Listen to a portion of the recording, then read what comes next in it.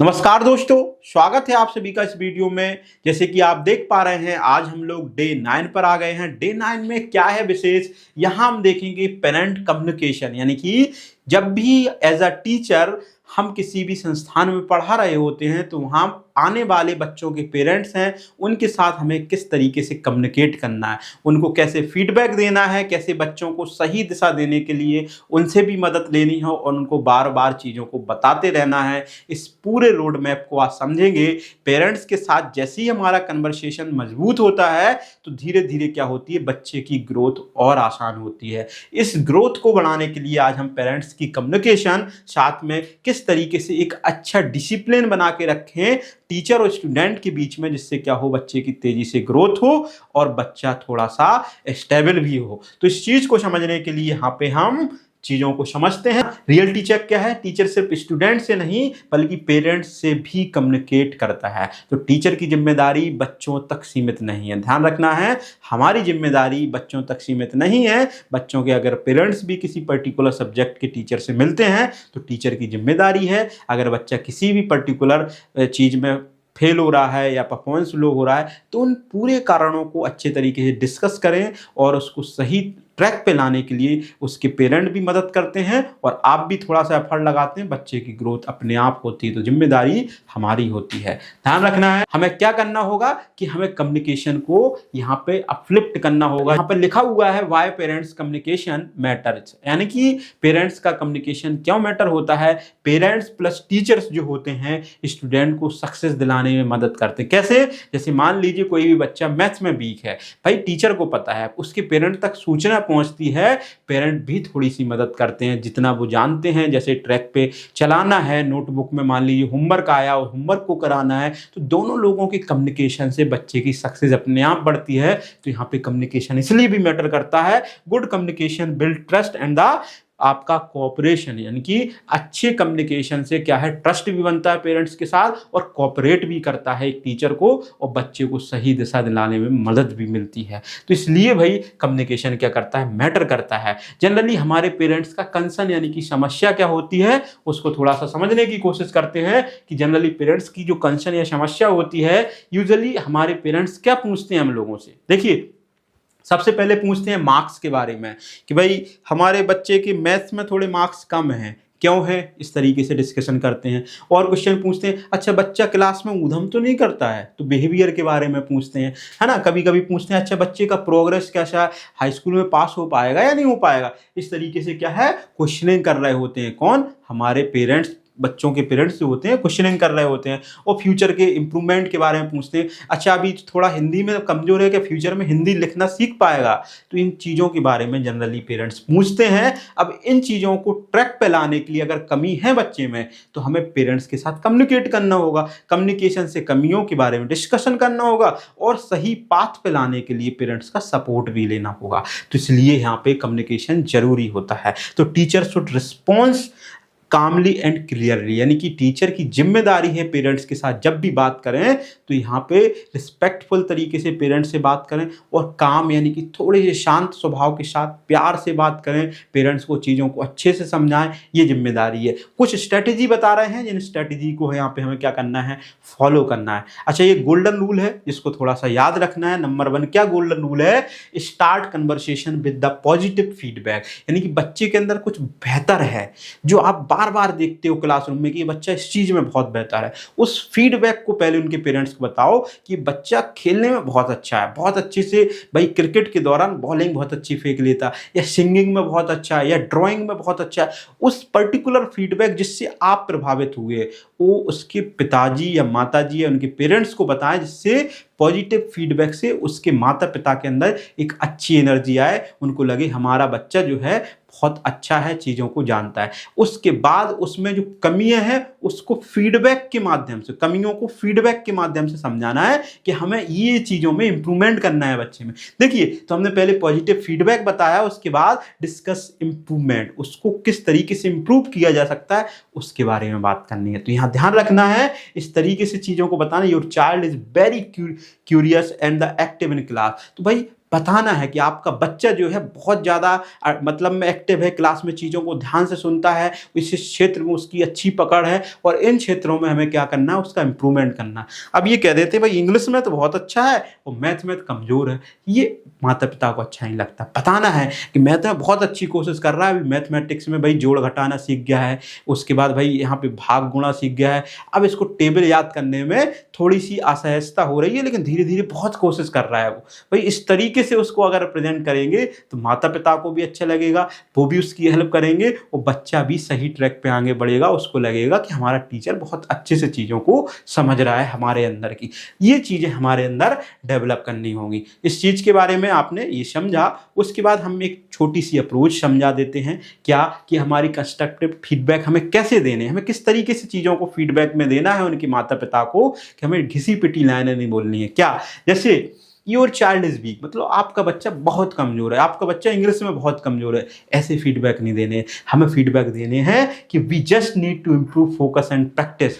हमें इंग्लिश में थोड़ी सी ज़रूरत है किस चीज़ की, प्रैक्टिस करने की, और तब जा कर के बच्चा इम्प्रूव हो जाएगा और बहुत अच्छा काम कर रहा है, चीज़ों को याद कर पा रहा है, सीख पा रहा है। तो हम क्या करेंगे, किसी भी नेगेटिव बात को पॉजिटिव तरीके से रिप्रेजेंट करेंगे, ये हमारी जिम्मेदारी होनी चाहिए। तो ध्यान रखना है, पॉजिटिव लैंग्वेज क्या है, ट्रस्ट बनाता है माता पिता के बीच और बच्चे के बीच, जिससे क्या होता है, हम पढ़ने पढ़ाने की प्रक्रिया में बच्चे को सही दिशा दे पाते हैं।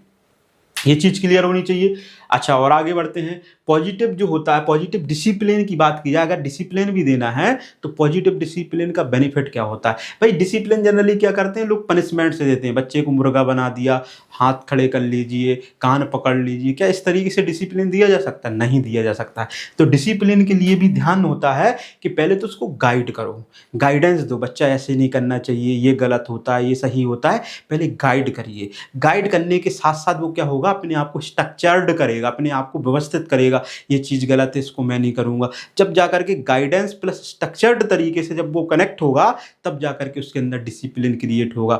डिसिप्लिन कभी भी पनिशमेंट से नहीं मिलता है, इस बात को भी आपको और हमें ध्यान रखना है। टीचर का जो रोल होता है वो मेंटोर और लीडर जैसे होता है, वो हमेशा सही दिशा देने वाला एक दिशा सूचक होता है, एक फैसिलिटेटर होता है, एक ज्ञानवर्धक व्यक्ति होता है, जिसका काम ये नहीं होता है केवल उसको मार पीट करके भाई खड़ा कर देना। इन चीज़ों से हमें बचना है।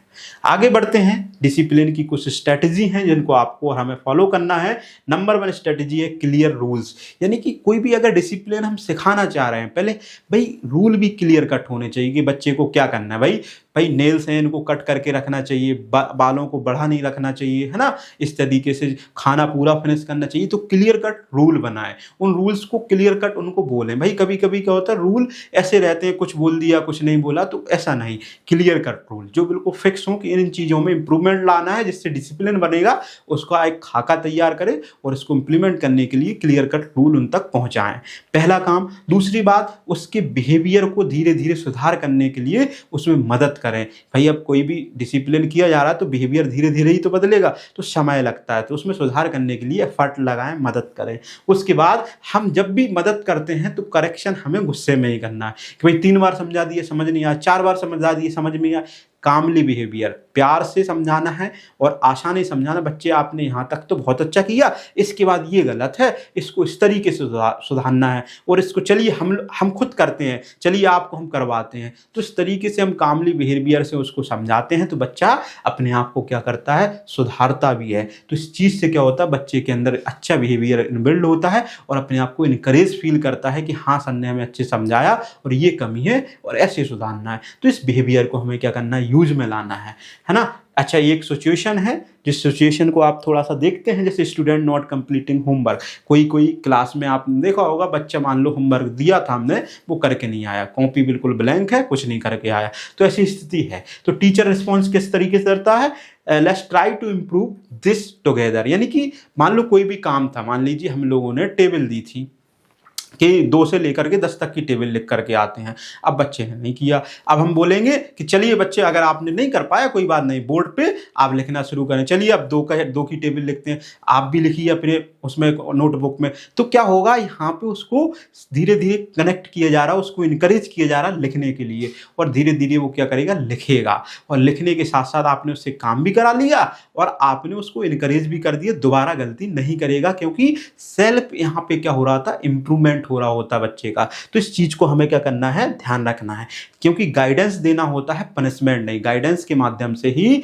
बच्चे अपने आप को सुधारते हैं, ना कि पनिशमेंट के माध्यम से। यहां तक चीजें क्लियर होनी चाहिए। पॉजिटिव क्लासरूम एनवायरनमेंट में क्या क्या विशेष चीजें होती हैं, उनको थोड़ा सा मैं समझा दूंगा आप लोगों को। सबसे पहले कि आपके स्टूडेंट्स जो होते हैं अच्छे हों, यानी कि रिस्पेक्टफुल हो, एक दूसरे का आदर सम्मान करने वाला हो, यानी कि जो साथ में पढ़ने वाले बच्चे हों उनके एक दूसरे के साथ बातचीत करने में बहुत सहज हों, अच्छे से बात करें, टीचर के साथ अच्छे से बिहेवियर करें। दूसरी चीज़ है कि भाई आप लोगों को ध्यान रखना है, बच्चों से क्वेश्चनिंग करने में इनकरेज करना है। कोई बच्चा क्वेश्चन ही नहीं करता है, उससे बोलें भाई बच्चे अच्छा ये बताइए, उससे पहले आप क्वेश्चन करें, फिर उसको इस तरीके से डाउट में डाल दें, अब बोले अच्छा आप बताइए। तो क्वेश्चनिंग करने के लिए बार बार खड़ा करके उसको इंगेज करें, जिससे क्या हो, धीरे धीरे वो क्वेश्चनिंग करना सीख पाए। ये भी हमारी जिम्मेदारी होती है ना। और तीसरी जिम्मेदारी होती है, कोई भी बच्चा अगर एफर्ट अच्छा लगा रहा है, कोई भी बच्चा बहुत अच्छा एफर्ट लगा के आए, कुछ चीज़ बना के आए, ड्राइंग बहुत अच्छी मेहनत करके आए, लेकिन अच्छी नहीं बनी, तो उस एफर्ट को हमें ध्यान देना है कि इस बच्चे ने इतनी मेहनत की है,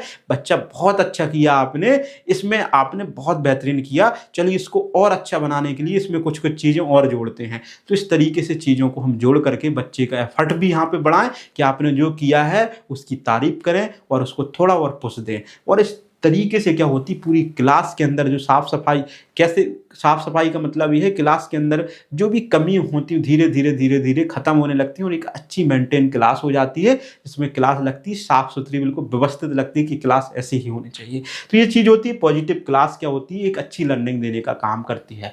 रोल प्ले एक्टिविटी यही है कि भाई practice parent teacher conversation, teacher explain student progress. Focus क्या करना है, क्लियरिटी, काम टोन, पॉजिटिव लैंग्वेज। यानी कि ये आप लोगों के लिए डीडीपी, आप लोगों का रोल यही है कि एक टीचर को एक पेरेंट से किस तरीके से बात करनी, बात करने के दौरान आप लोगों को जो भी बात करते हैं वो क्लियर होनी चाहिए, उसमें कुछ फंसा हुआ ना हो, क्लियरिटी होनी चाहिए, अच्छी आवाज़ में हो, काम टोन हो और पॉजिटिव लैंग्वेज। इन चीज़ों का ध्यान में रखते हुए किसी भी पेरेंट से आप लोगों को बात करना है। ये आपका क्या है, एक होमवर्क है। ध्यान रखना है कि भाई think about a classroom challenge, और अपने आप से पूछना है व्हाट कुड हैंडल बेटर। भाई कोई भी एक बड़ी डिफिकल्ट सिचुएशन हो, उस डिफिकल्ट सिचुएशन को आपने माइंड में सेट किया, अब इसमें क्या इंप्रूवमेंट कर सकती है, अपने आप से सोचना है और अपने आप से सोचने के बाद उसको इंप्रूवमेंट करना है। ये भी आपका एक टास्क है, ठीक है। तो टीचर जो लीडरशिप होती हैं उनके अंदर कुछ ग्रेट आपकी क्वालिटीज़ होती हैं। क्या क्या होती हैं कि भाई स्टूडेंट्स को गाइड करते हैं, पेरेंट्स को भी सपोर्ट करते हैं और धीरे धीरे पूरा पॉजिटिव कल्चर बनाते हैं। क्या, स्टूडेंट को सपोर्ट करना, पेरेंट्स को गाइड करना कि आपको इस बच्चे में बहुत अच्छी चीज़ें देखने को मिल रही हैं, कुछ कुछ चीज़ों में यहाँ पे हम लोगों को इम्प्रूवमेंट करना है। इस तरीके से गाइड करते हैं, पेरेंट भी मदद करते हो, टीचर भी करते हैं। तब जा करके क्या होता है, घुमा फिरा करके बच्चे की एक अच्छी व्यवस्था बनती, बच्चा एक डेवलप्ड व्यक्ति निकल के आगे पहुंचता है और चीज़ें हमें लास्ट में देखने को मिलती हैं। तो हम लोगों ने क्या है, मॉड्यूल 3 की 9 नंबर की आपकी क्लास कंप्लीट की है। इसमें हमने क्या क्या सीखा है, पब्लिक स्पीकिंग, बॉडी लैंग्वेज किस तरीके से होनी चाहिए एक टीचर की, है ना, डिफिकल्ट स्टूडेंट्स को कैसे हैंडल करना है, पेरेंट्स के साथ कम्युनिकेट और पॉजिटिव डिसिप्लिन की क्या रोल होती है, इन चीज़ों को हमने यहाँ सीखा। और अगला जो आपका मॉड्यूल 4 है उसमें क्या है, स्टूडेंट की साइकोलॉजी और मोटिवेशन के बारे में चर्चा करेंगे। मिलते हैं अगले वीडियो में। बहुत बहुत धन्यवाद।